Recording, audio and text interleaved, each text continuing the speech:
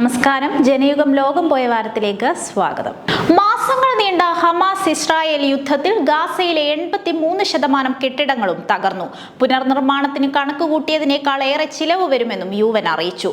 40 kilometre നീളവും 11 kilometre വീതിയുമുള്ള 360 ചതുരശ്ര കിലോമീറ്ററുള്ള ഗാസയിൽ 23 ലക്ഷം പേരാണ് താമസിച്ചിരുന്നത്. 67,000 പലസ്തീനികൾ യുദ്ധത്തിൽ കൊല്ലപ്പെട്ടുവെന്നാണ് UN കണക്കുകൾ.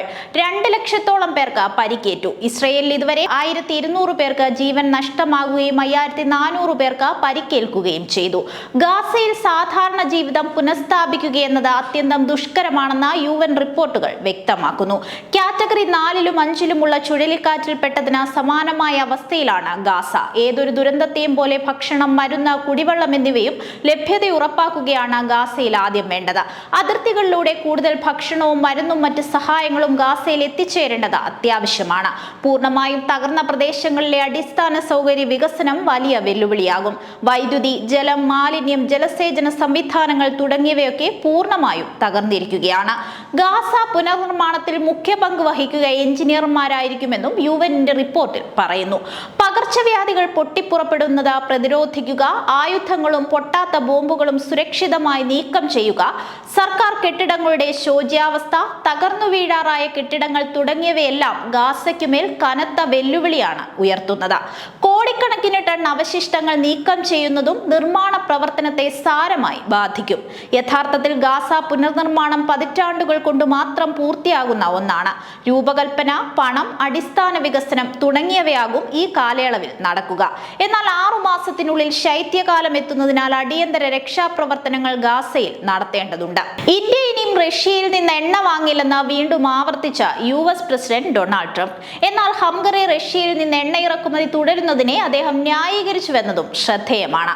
യുക്രൈൻ പ്രസിഡന്റ് സെലൻസ്കിയുമായുള്ള കൂടിക്കാഴ്ചയിലാണ് ട്രംപ് ഇക്കാര്യം വ്യക്തമാക്കിയത്. റഷ്യയിൽ നിന്നുള്ള എണ്ണ വാങ്ങലുകൾ ഇതിനകം തന്നെ കുറച്ചിട്ടുണ്ടെന്ന് ട്രംപ് ആത്മവിശ്വാസം പ്രകടിപ്പിച്ചു. ഇക്കഴിഞ്ഞ ബുധനാഴ്ചയാണ് സംഭവം. പ്രധാനമന്ത്രി മോദിയുമായി താൻ ഒരു ഫോൺ സംഭാഷണം നടത്തിയെന്നും റഷ്യയിൽ നിന്ന് എണ്ണ വാങ്ങുന്നത് നിർത്തുമെന്ന് പ്രധാനമന്ത്രി ഉറപ്പു നൽകിയെന്നും ട്രംപ് അവകാശപ്പെട്ടു.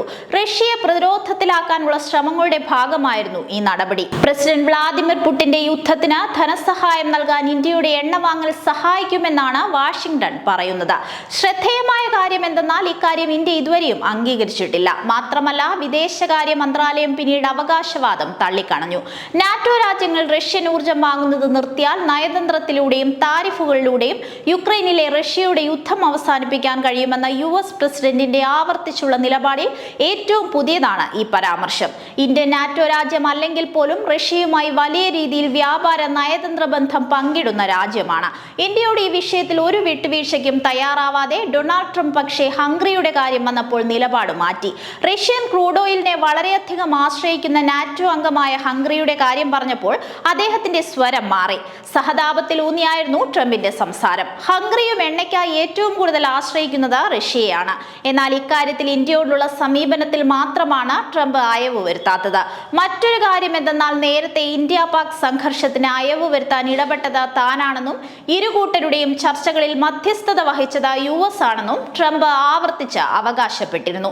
ഇന്ത്യ പലപ്പോഴും ഇതിനെ എതിർക്കുകയും ഇക്കാര്യത്തിൽ ട്രംപിനെ തള്ളുകയും ചെയ്തിട്ടും അതേ നിലപാട് തുടർന്ന അദ്ദേഹം ആ ശൈലി തന്നെയാണ് ഇന്ത്യയുടെ റഷ്യൻ എണ്ണ വാങ്ങൽ വിഷയത്തിലും സ്വീകരിച്ചിരിക്കുന്നത്. ലോകം പോയ വാരത്തിലൂടെ വീണ്ടും കാണാം. നമസ്കാരം.